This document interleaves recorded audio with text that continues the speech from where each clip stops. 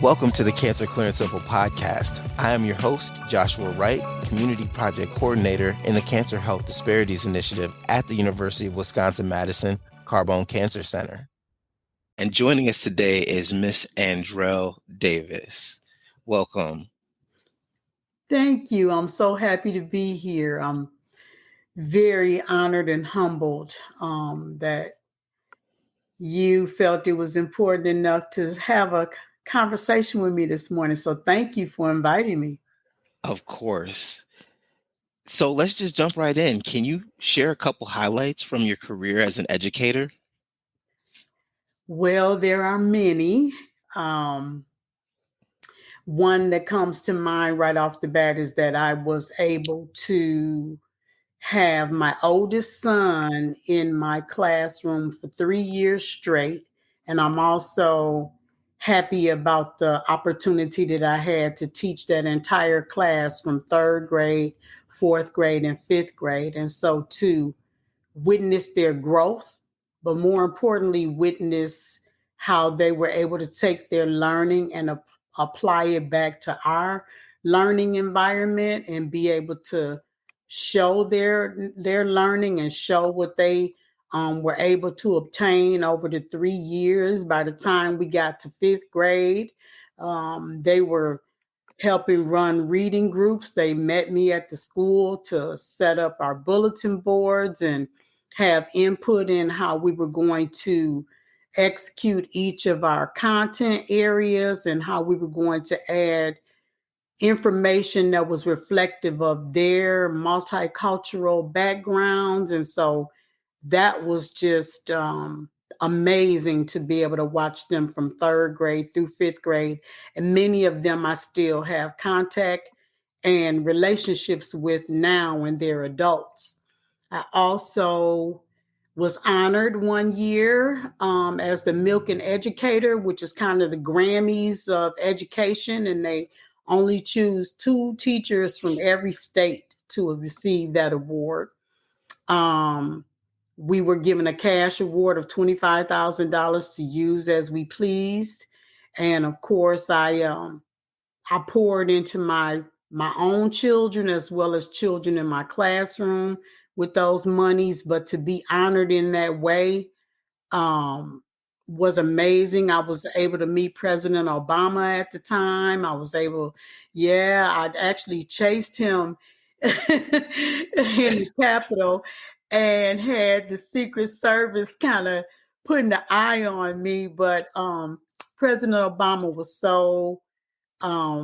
he was just the most wonderful person. He allowed me to enter his space, and he allowed me to ask him questions, give him a hug. And I went to Tammy Baldwin's office and a lot of different people at the time. And we didn't have a lot of money, so we did a foot tour of all the different monuments and all the different places that you should go and see in DC with our children. We wanted to expose them. So that was another highlight. And being able to implement work called CPR. And it basically was breathing new life into instructional practices. So creating that at a Saturday program my husband and I ran, and then being able to move that out across schools, across the district in Madison, and ultimately at the end of my career across the state. So implementing that model with a team of people who were just as passionate about their work and finding people across the state who were successful in their practices, that was another highlight. And then finally, my husband and I ran academic and cultural enrichment program called African American Ethnic Academy. We did that for 12 years, where we had students from pre-K all the way up through 8th grade. And we taught science, social studies, self-esteem, math, art, reading, and technology, all from an Afrocentric perspective. And to see the children flourish in that program, and again, see some of the adults as I move around the city who still remember their work, hold on to it, have still had it incorporated into their daily lives. Those are some of the highlights that I really think about when I review my career. So you touched on something that has a lot more within it. And I'd like you to just talk a little bit more about that program, because the impact that I'm hearing is reverberating, way beyond that time that you were able to spend. Can you talk a little bit more about some of the activities that you were able to do through that African American Ethnic Academy? Yes. One of the things that I would like for the audience to know is that the staff at the African American Ethnic Academy, most of those staff members stayed with that program for 12 years. And what you have to understand is they work throughout the week at local schools, and some of our parents were instructors as well. And people were there every Saturday from 8:30 until noon, and they were leading classes in, like I said, science, social studies, self-esteem, math, art, reading, and technology. Everything was from an Afrocentric perspective, and everything was taught thematically.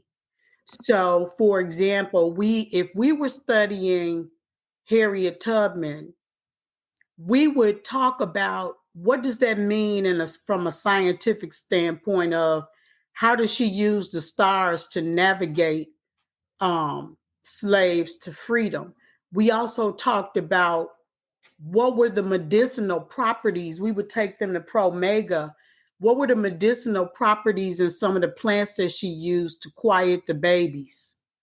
And we would have students actually extract some of the medicines from plants in a summer science program at Promega, but also during the year for the African American Ethnic Academy, we would, in the music classes, they would sing, some of the songs that the slaves used to get to freedom. And they also would read about Harriet Tubman from various levels, again, from pre-K all the way up through 8th grade. They had a computer class where they would actually have different games where they were navigating the Underground Railroad on the computer programs and what kind of math was being used. And so we would do all of that from September until December.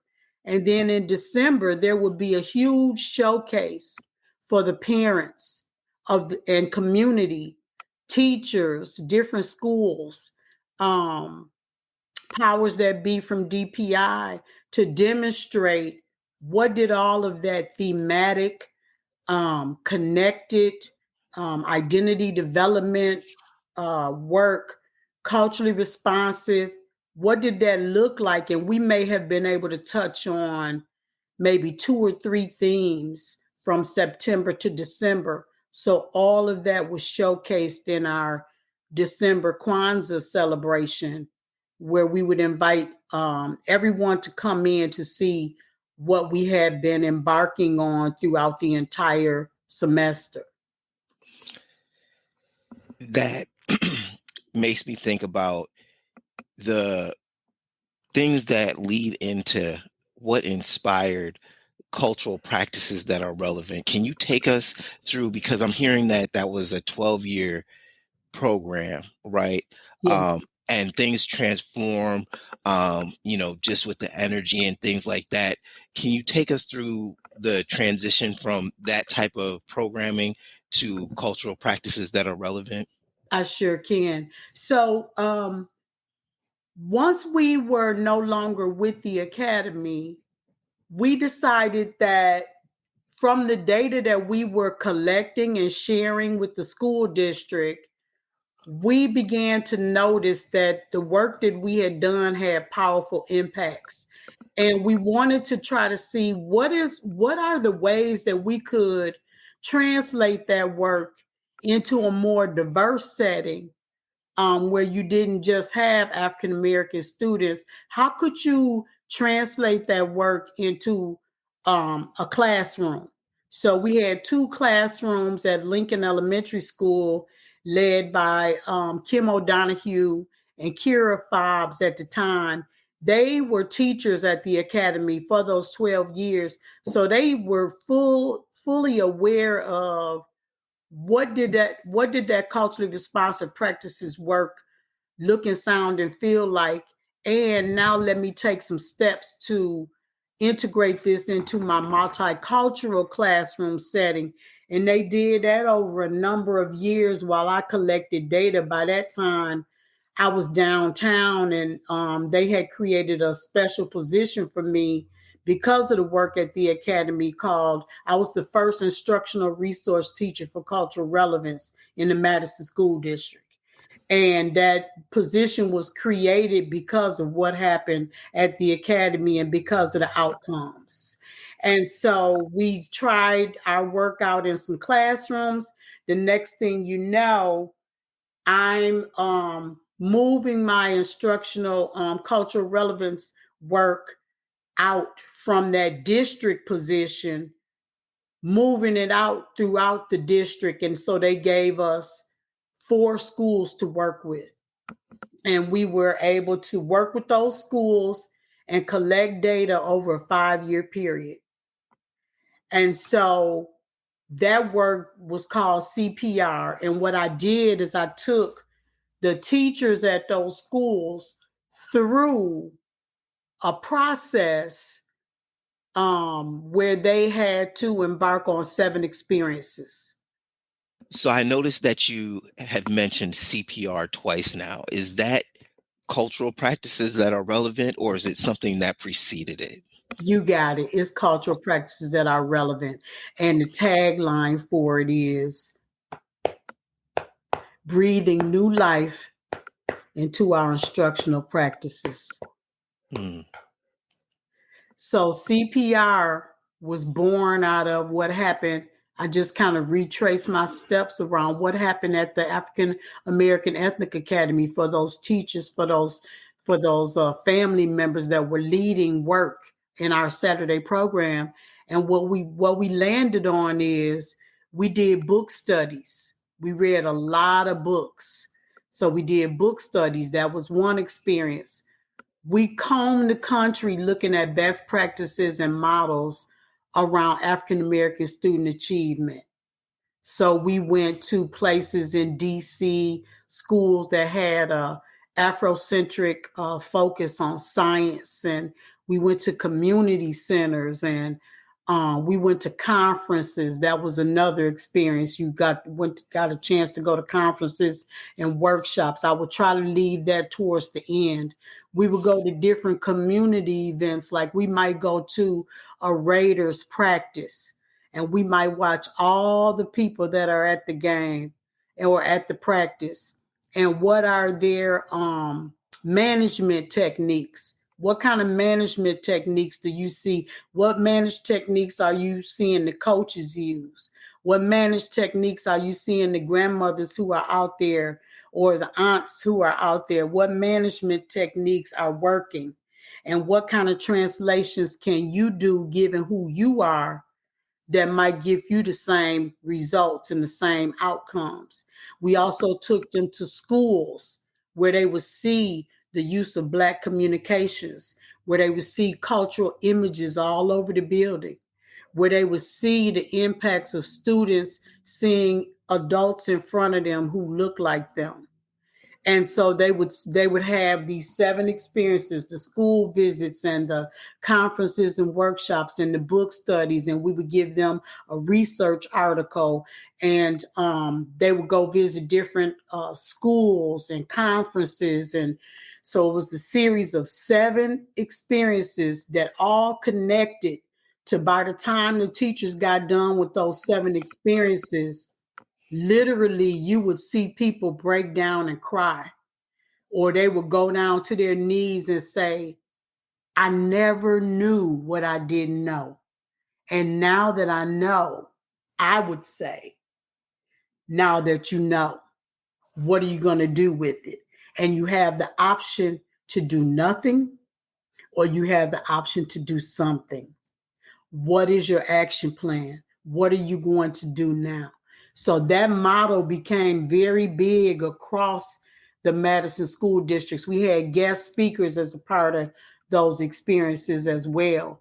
We brought in a national consultant named Dr. Shiraki Holly, who he basically got his start from working with one of my group of 25 teachers. We went to go visit his school, and from there, he went out on the circuit, and he became one of the biggest things since sliced pie.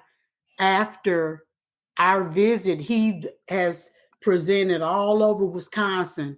And so from that, I got a call from the state level and was able to move that work out across the state as well before I retired. Within all of that, I'm hearing a lot of benefits that the teachers were able to glean. And so also in a bit of my research around your career and the things that you've done, it mentioned that you led youth HBCU tours, so the historically Black colleges and universities. What colleges did you visit? So that is the newest branch of what I call 4 arms of cultural practice that are relevant my business. And so we have the Africancer work. We also have the big conference that happens annually. We have the HBCU tours, and then we have breath bags.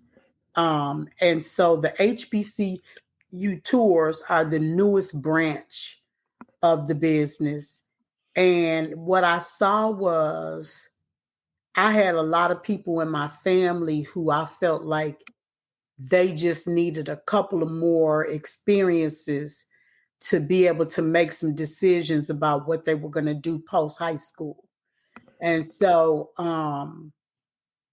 in the first year, I took 2 of my nieces to Southern in Louisiana and to Dillard. And when they went, I made them watch movies ahead of time that featured Southern, that featured Dillard. We had some debriefings about the movies they watched. They had little swag bags or their breath bags with their notebooks in there, background information about the places they were going to be visiting. And I tried to incorporate some of those 7 experiences into what they were doing as well on the HBCU tour. And so they had book studies, they had articles, all of this stuff before they left. And so what they started saying to me on that particular visit, it's too hot. Like I just never knew that any place could be this hot.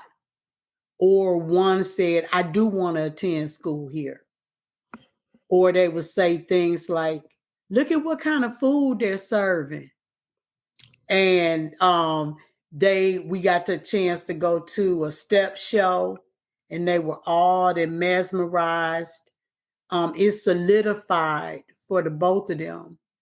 They used to come to my house every Christmas, and half of the group would want to be a part of one sorority, and the other group half will want to be a part of another sorority.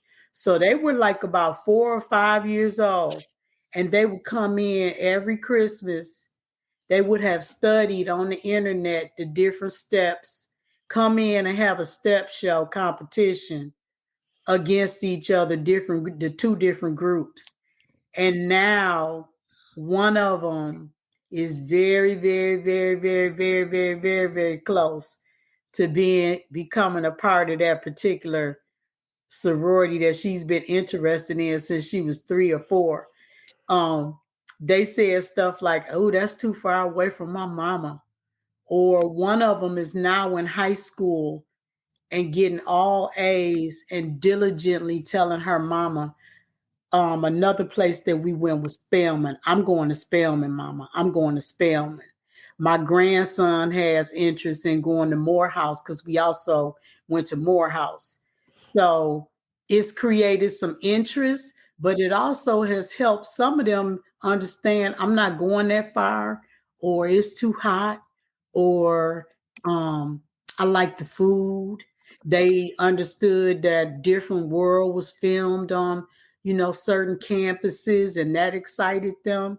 So they also have become very interested in some summer programming that's been offered at some of those campuses. So it's had some really profound effects. It makes them think about things that if you were guiding a young person, things you would want them to think about. Do you want to do in-state tuition, out of state? One of my nieces said, I love everything about Spelman. They just don't have track. And that's my number one. Like, she's really, really good at it. Okay. And so she started making some decisions about they don't really have my extracurricular that I'm looking into. So I need to take that into consideration. That is a lot of self-actualization, and hearing that you were able to foster a path to understanding those decisions, yeah, that is, top notch. And so I heard you mention briefly the Afrocancer project. Can you talk about that in the scope of the work that you're doing? Sure. So I had a hard time accepting my own diagnosis. I was diagnosed with pancreatic cancer in December of 2019. And I had a hard time accepting my own diagnosis. And my friends and family were trying to be so helpful. They researched and they were bringing me information back. And, you should try this and you should try that. And I heard this about this, and this was successful for this person. And I found myself just being quietly resistant.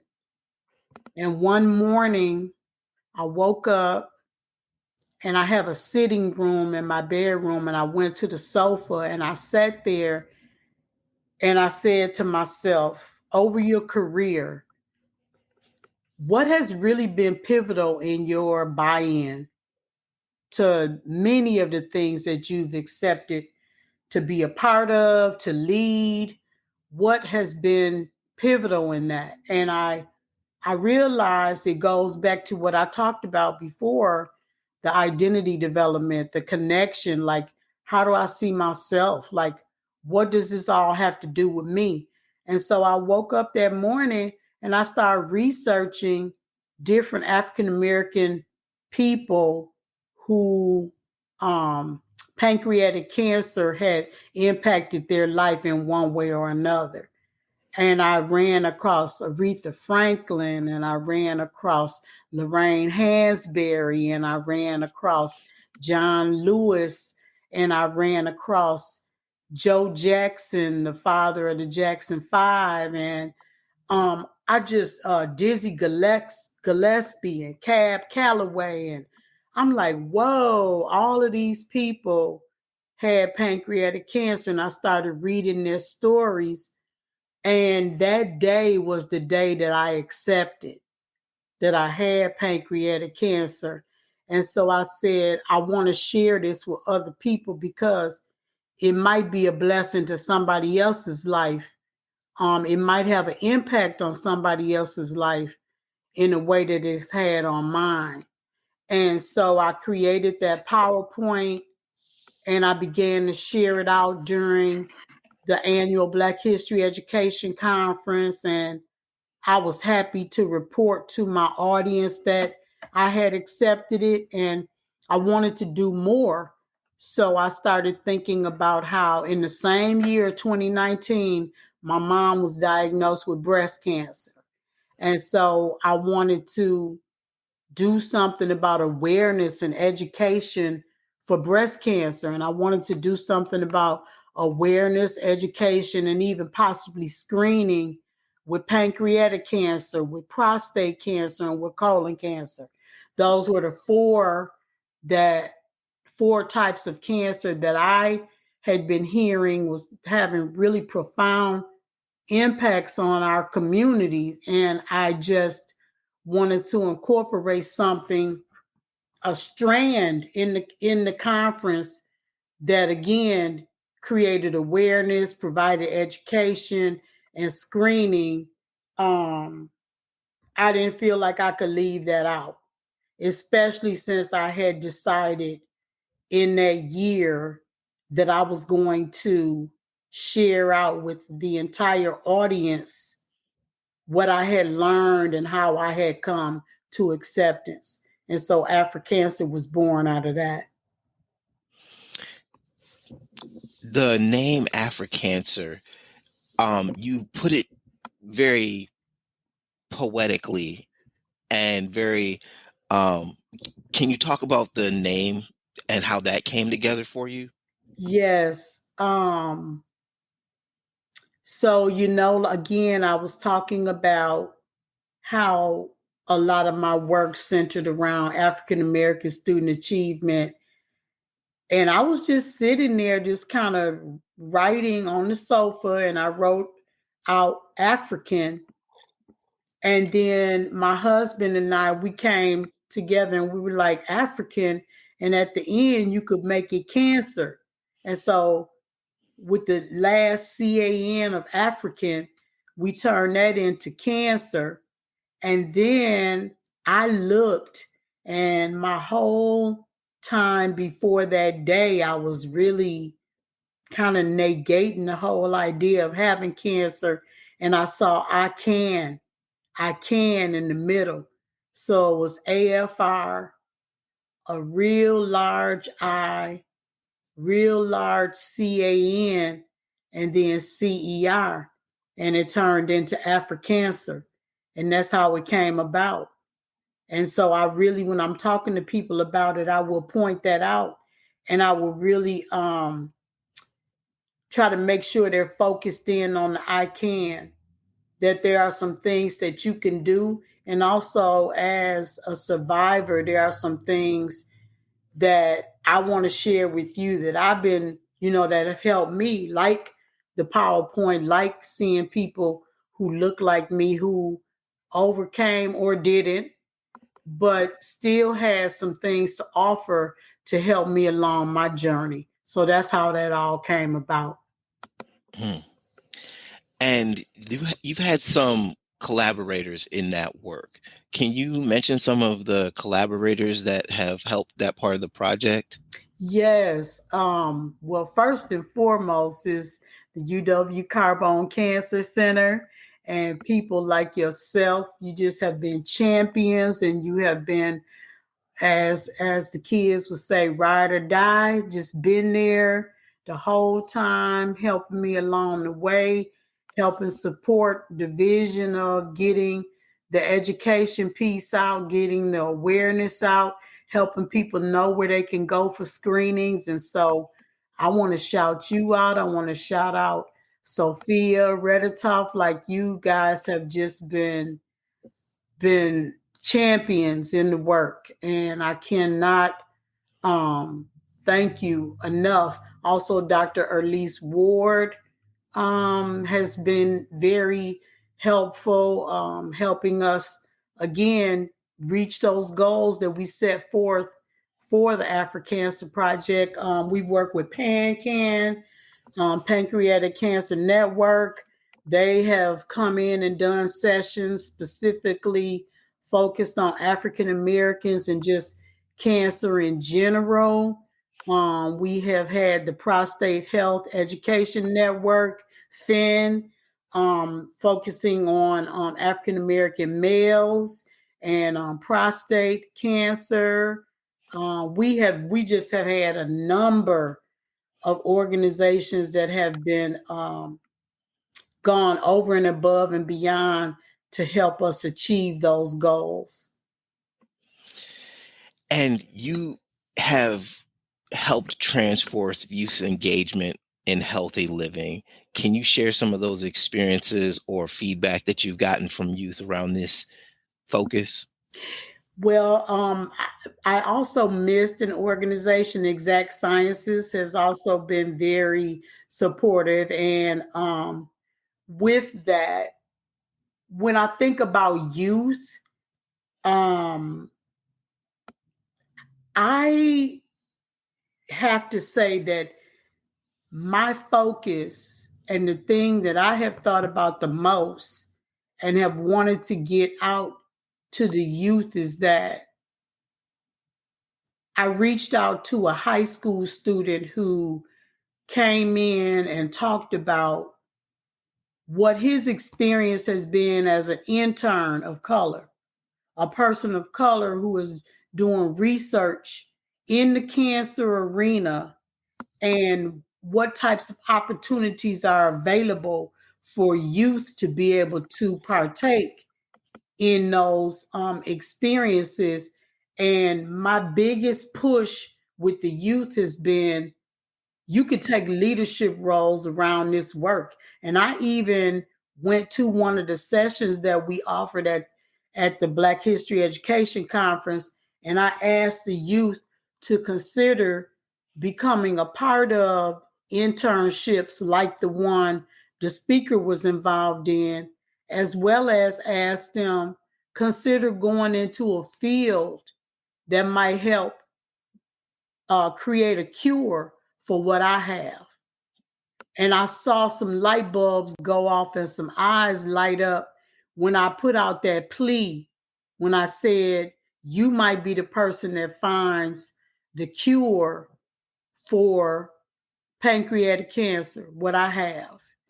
And this young man is here telling you about how he's working with doctors, how he is doing research in various cancer related areas, that one day you never know, he might come up on a cure and be the one that does that. And my grandson is 10, and he was with me last summer, and we were at Culver's, we were eating our dinner, and he said, Grandma, what kind of cancer do you have? And I said, I have pancreatic cancer. And my husband was like, well, you might be a doctor. And then he was like, no, I think I want to be an engineer. But when I'm an engineer, I'm going to focus on finding the cure for grandma's cancer. I'm going to try to find a cure in the engineering field to help grandma's cancer. And so I just really have been pushing the youth to understand that, first of all, they may be the people who find these cures and trying to push them in the direction of the STEM fields, where we know we've been talking for so many years about we want more of our children to look in that direction. And I also have been pushing them to say, if you do end up with some type of illness or disease that you don't want to have, maybe you could do the same thing that I did and find some people who look like you, who have had or have the same thing that you do, and they might provide you with some inspiration on how to move forward. So in a nutshell, that's the two directions that I've been kind of pushing youth. So that is very powerful, to know that you're inspiring and motivating youth to consider these types of career paths and career fields. And I just want to thank you from the bottom of my heart. And just, can you give us some like themes that may have outlined your professional career, and then we can lead into some parting thoughts? Sure. I when I look back over my career, even from day one, the first thing I thought about when I entered my classroom in Madison, Wisconsin, for the first year, first day, I thought about what my educational career looked like in Milwaukee.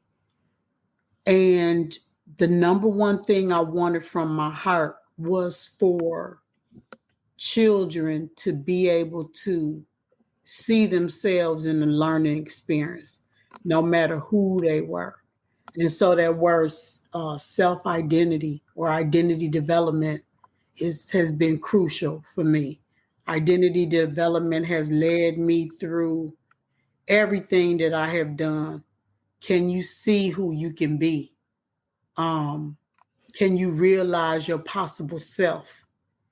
Our people showcasing, demonstrating, speaking life into you that grows that identity development. So that's a critical one.